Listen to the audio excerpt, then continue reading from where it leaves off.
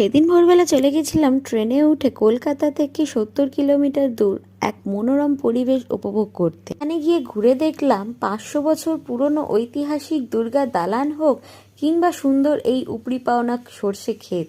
আর আসল আকর্ষণ যেই কারণে যাওয়া, এই ভারত বাংলাদেশের সীমান্ত দেখা, সে তো এক অদ্ভুত অভিজ্ঞতা। এতক্ষণে তো বুঝেই গেছো কোন জায়গার কথা বলছি। ঠিকই ধরেছো, কলকাতা থেকে 2 ঘন্টা দূরে উত্তর 24 পরগনার ইছামতির তীরে অবস্থিত টাকি শহরের কথা, যেখানে রয়েছে মিনি সুন্দরবন কিংবা আরো অনেক কিছু। আমার তো ছিল এটা একদিনের ট্যুর, তবে অভিজ্ঞতা আনলাম প্রচুর।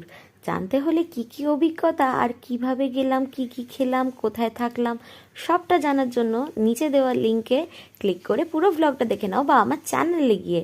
চলো দেখা হবে আবার অন্য কোনো মিনি ব্লগে। Tata. Subscribe now and click the bell icon to stay tuned.